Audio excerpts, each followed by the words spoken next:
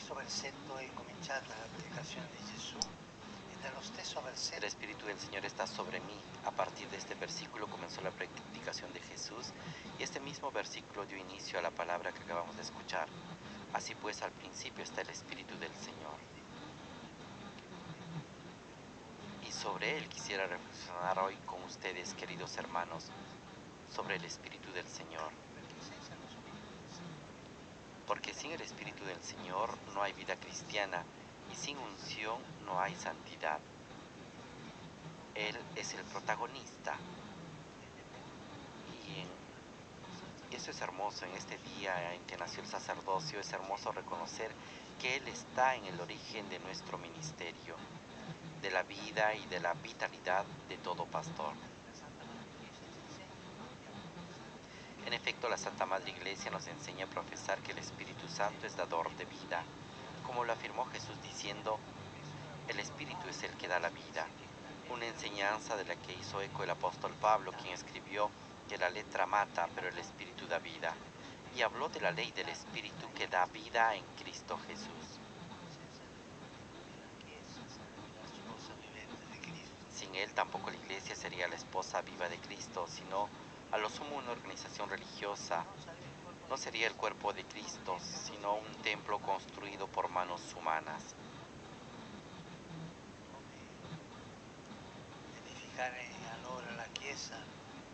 ¿Cómo pues puede edificarse la Iglesia si no es a partir del hecho de que somos templos del Espíritu Santo que habita en nosotros? No podemos dejarlo de lado o aparcarlo en alguna zona de devoción. Al centro. Necesitamos decirle cada día, ven, ven, porque sin tu ayuda divina no hay nada en el hombre. Lo Spirito del Signore è sopra di me. El Espíritu del Señor está sobre mí. Cada uno de nosotros puede decir esto. No es una presunción, sino una realidad. Pues todo cristiano, especialmente todo sacerdote, puede hacer suyas las siguientes palabras. Porque el Señor me ha ungido. Hermanos, sin méritos, por pura gracia, hemos recibido una unción que nos ha hecho padres y pastores de un pueblo santo de Dios. Consideremos pues este aspecto del Espíritu, la unción. Dopo la prima unzione che avvenne nel grembo di Maria, lo Spirito scese su Gesù al Giordano. Tras la primera unción que tuvo lugar en el vientre de María, el Espíritu descendió sobre Jesús en el Jordán. Después de esto, como explica San Basilio, toda acción de Cristo se iba realizando con la copresencia del Espíritu Santo. En efecto, por el poder de esa unción predicaba y realizaba signos, en virtud de ella salía esa fuerza que sanaba a todos. Jesús y el Espíritu actúan siempre juntos, de modo que son como las dos manos del Padre.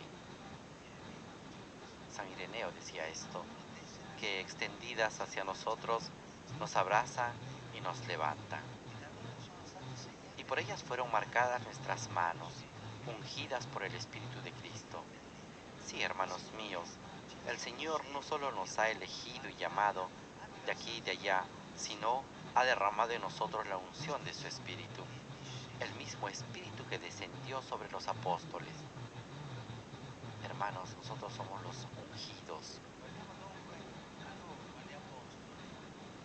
Gesù li scelse e sulla sua Fijémonos pues en ellos, en los apóstoles. Jesús los eligió y a su llamada dejaron sus barcas, sus redes, sus casas. La unción de la palabra cambió sus vidas. Con entusiasmo siguieron al Maestro y comenzaron a predicar, convencidos de que más tarde realizarían cosas aún mayores. Hasta que llegó la Pascua. Allí todo pareció detenerse. Llegaron y empezaron a renegar y abandonar al Maestro. No tengamos miedo, Tenemos que ser valientes para poder soportar nuestra vida y también las propias caídas. Llegaron a renegar y abandonar al Maestro. con la loro inadeguatezza. Tomaron conciencia de su propia incapacidad y se dieron cuenta de que no lo habían entendido. El no conozco a ese hombre que Pedro pronunció en el patio del sumo sacerdote después de la última cena no es solo una defensa impulsiva, sino una confesión de ignorancia espiritual. Él y los demás quizás esperaban una vida de éxito detrás de un Mesías que atraía multitudes y hacía prodigios, pero no reconocían el escándalo de la cruz, que echó por tierra sus certezas. Jesús sabía que no lo lograrían nada solos, y por eso les prometió el Paráclito. Y fue precisamente esa segunda unción en Pentecostés la que transformó a los discípulos, llevándoles a pastorear el rebaño de Dios y ya no a sí mismos. Esta es la contradicción que hay que resolver. ¿Ser pastores del pueblo de Dios o de mí mismo? El Espíritu me tiene que enseñar este camino. Y fue esa unción de fuego la que extinguió su religiosidad centrada en sí mismos y en sus propias capacidades. Al recibir el Espíritu, los miedos y vacilaciones de Pedro se evaporan. Santiago y Juan, consumidos por el deseo de dar la vida, dejan de buscar puestos de honor. El carrerismo, nuestro hermanos. Los demás ya no permanecen encerrados y temerosos en el cenáculo, sino que salen y se convierten. Es esto lo que cambia nuestro corazón. Un plan diferente. Hermanos, un semejante itinerario abraza nuestra vida sacerdotal y apostólica. También para nosotros hubo una primera unción que comenzó con una llamada de amor que cautivó nuestros corazones.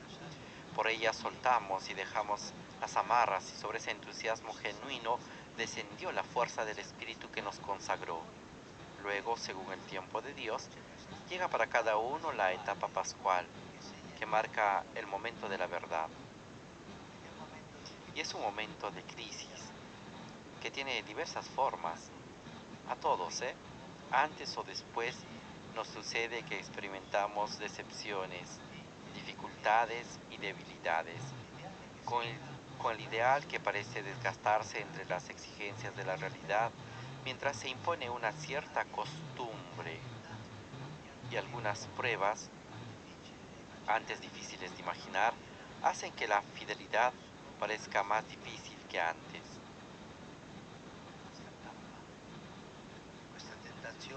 Esta etapa de esta tentación, de estas caídas que hemos tenido y que tendremos, esta etapa representa un momento culminante para quienes han recibido la unción.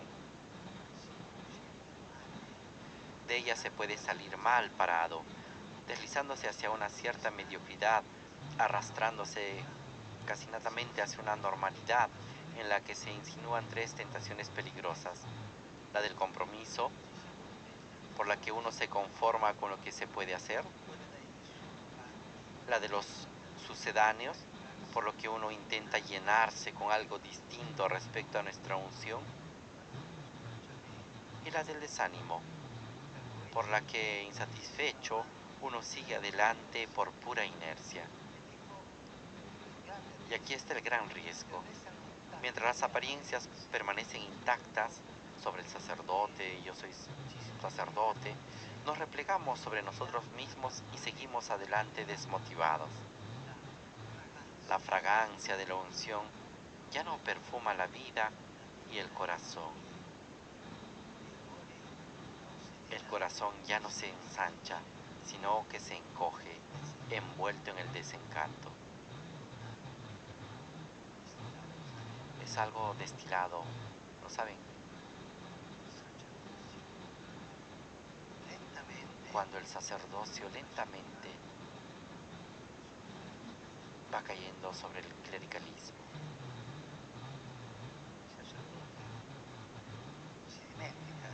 Y el sacerdote se olvida de que es pastor del pueblo para convertirse en clérigo de Estado. Pero esta crisis puede convertirse también en el punto de inflexión del sacerdocio, en la etapa decisiva de la vida espiritual, en la que hay que hacer la elección definitiva entre Jesús y el mundo, entre la heroicidad de la caridad y la mediocridad, entre la cruz y un cierto bienestar, entre la santidad y una honesta fidelidad al compromiso religioso. Al final de esta celebración les van a dar un clásico, un libro que habla sobre este problema. La segunda llamada, un clásico del padre Guayón que toca este problema, porque todos nosotros tenemos necesidad de reflexionar sobre este momento de nuestro sacerdocio. Es el momento bendito en el que, como los discípulos en Pascua, estamos llamados a ser suficientemente humildes para confesarnos vencidos por Cristo humillado y crucificado y aceptar iniciar un nuevo camino, el del Espíritu, el de la fe y el de un amor fuerte y sin ilusiones. Es el Kairos en el que descubrir que las cosas no se reducen a abandonar la barca y las redes para seguir a Jesús durante un tiempo determinado, sino que exige ir hasta el Calvario, acoger la lección y el fruto, e ir con la ayuda del Espíritu Santo hasta el final de una vida que debe terminar en la perfección de la divina caridad. Con l'aiuto dello Spirito Santo. Con la ayuda del Espíritu Santo. Es el tiempo para nosotros como para los apóstoles de una segunda unción. También una segunda llamada que tenemos que escuchar, en la que acojamos al Espíritu no en el entusiasmo de nuestros sueños, sino en la fragilidad de nuestra realidad.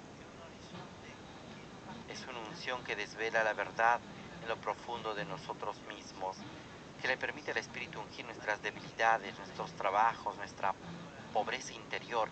Entonces la unción tiene un nuevo buen olor, la fragancia de Cristo y no la nuestra. En este momento, interiormente estoy haciendo memoria de algunos de ustedes que están en crisis, digamos así, que están desorientados y que no saben cómo retomar el camino, cómo regresar al camino para esta segunda unción del Espíritu. A estos hermanos los tengo presentes. Simplemente les digo, ánimo. El Señor es más grande que tus debilidades. El Señor es más grande que tus pecados. Confía en el Señor y déjate llamar por segunda vez, esta vez con la unción del Espíritu Santo. La doble vida no te ayudará. Tirar todo por la ventana tampoco. Mira adelante. Déjate acariciar por la unción del Espíritu Santo.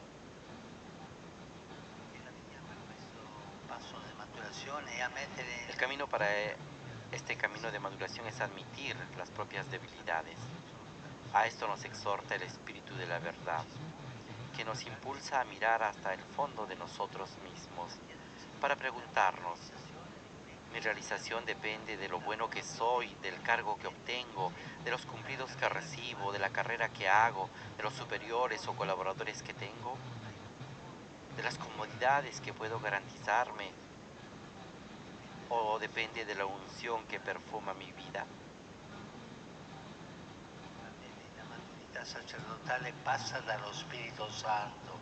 Hermanos, la madurez sacerdotal pasa por el Espíritu Santo. Se realiza cuando Él se convierte en el protagonista de nuestra vida. Entonces todo cambia de perspectiva. Incluso las decepciones y las amarguras cambian, porque ya no se trata de mejorar componiendo algo, sino de entregarnos sin reservarnos nada a aquel que nos ha impregnado de su unción y quiere llegar hasta lo más profundo de nosotros. Hermanos, redescubramos entonces que la vida espiritual se vuelve libre y gozosa, no cuando se guardan las formas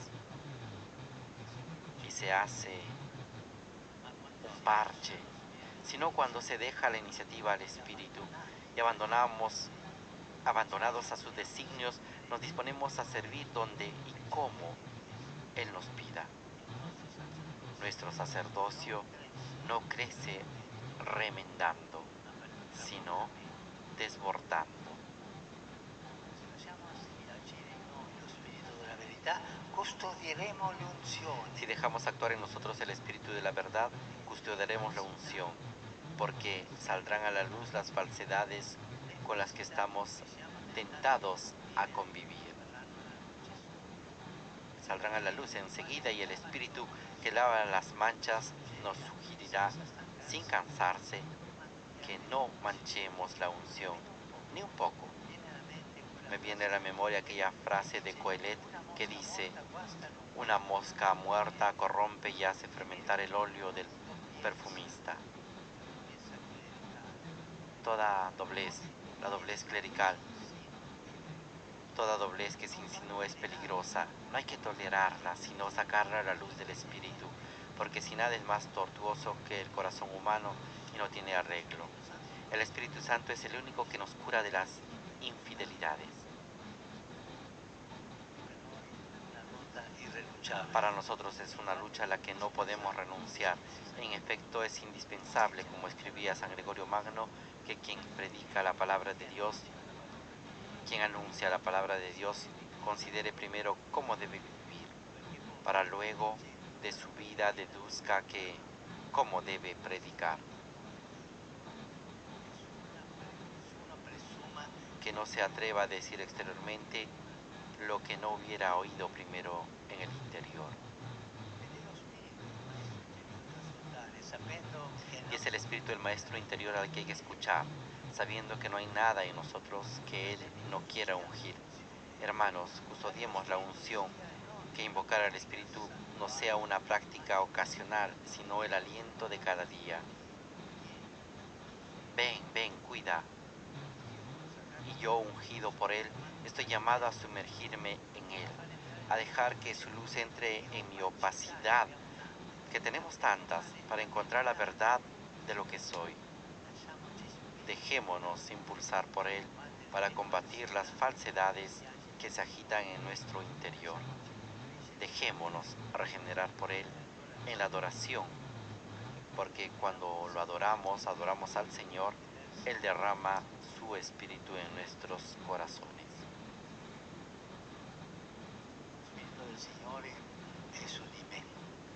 El Espíritu del Señor está sobre mí porque el Señor me ha ungido.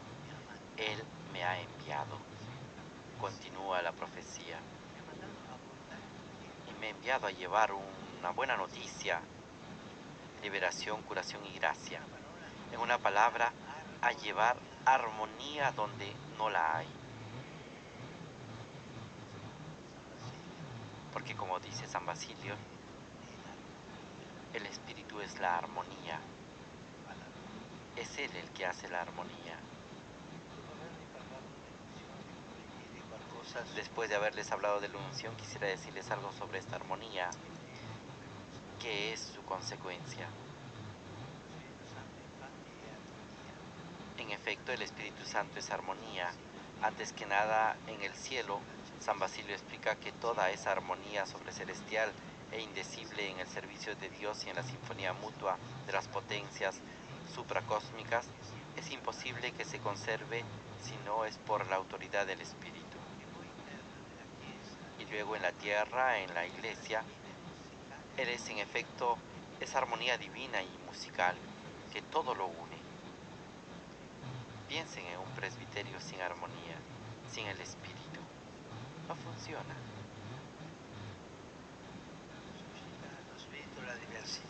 El Espíritu suscita la diversidad de los carismas y la recompone en la unidad.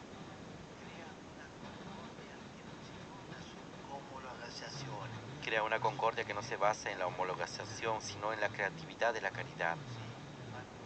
Así crea armonía en la multiplicidad. Así hace armonía en un presbiterio. En los años del Concilio Vaticano II, que ha sido un don del Espíritu, un teólogo publicó un estudio en el que hablaba del Espíritu no en clave individual, sino plural. Invitaba a pensar en Él como una persona divina, no tanto singular, sino plural, como el nosotros de Dios, el nosotros del Padre y del Hijo, porque es su nexo, es en sí mismo concordia, comunión, armonía. Trattato teologico. Yo recuerdo cuando he leído este tratado teológico, me he escandalizado. Me parecía una herejía.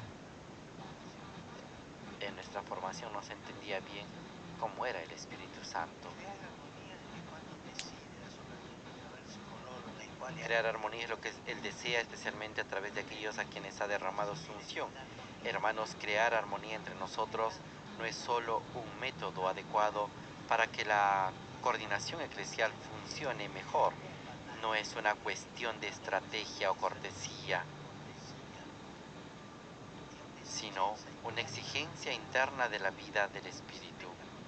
Se peca contra el Espíritu, que es comunión, cuando nos convertimos, aunque sea por ligereza, en instrumentos de división, habladurías, y siempre hacemos lo mismo. Y nos convertimos en instrumentos de división y pecamos contra el Espíritu. Y hacemos el juego del enemigo, que no sale a la luz y ama los rumores y las insinuaciones, que fomenta los partidos y las cordadas, alimenta la nostalgia del pasado, la desconfianza, el pesimismo, el miedo. Tengamos cuidado, por favor, de no ensuciar la unción del Espíritu y el manto de la Madre Iglesia con la desunión, con las polarizaciones, con cualquier falta de caridad y de comunión. Recordemos que el Espíritu, el nosotros de Dios,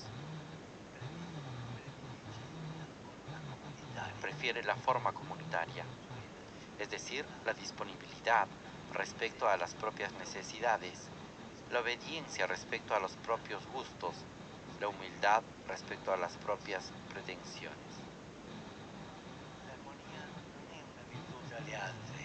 La armonía no es una virtud entre las otras, es mucho más. San Gregorio Magno escribe: de cuando valga pues la virtud de la concordia, consta pues que sin ella queda demostrado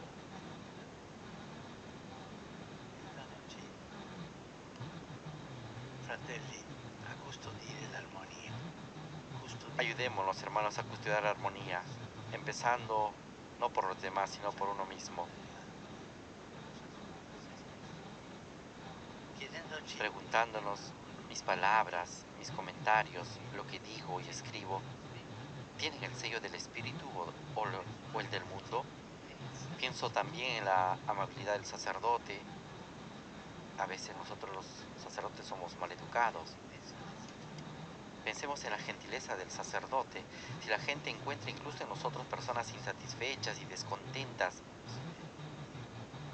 solterones que critican y señalan con el dedo, ¿dónde descubrirán la armonía? ¿Cuánta gente no se acerca o se aleja porque en la iglesia no se sienten acogidas y amadas, sino miradas con recelo y juzgadas? En nombre de Dios, acojamos y perdonemos siempre. Recordemos que ser agrios y quejumbrosos, además de no producir nada bueno, corrompe el anuncio, porque contratestimonia a Dios, que es comunión y armonía. Esto desagrada sobre todo al Espíritu Santo, a quien el apóstol Pablo nos exhorta a no entristecer.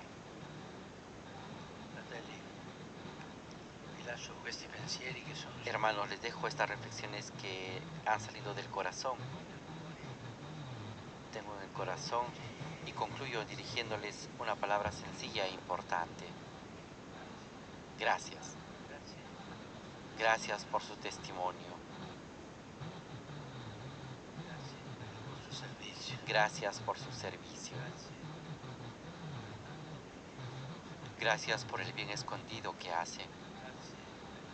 Gracias por el perdón y el consuelo que dan en nombre de Dios. Perdonar siempre, por favor. Jamás negar el perdón. Gracias por su ministerio, que a menudo se realiza en medio de mucho esfuerzo y poco reconocimiento. Hermanos, que el Espíritu de Dios, que no defrauda a los que confían en Él, los llene de paz y lleve a término lo que ha comenzado en ustedes, para que sean profetas de su unción y apóstoles de armonía.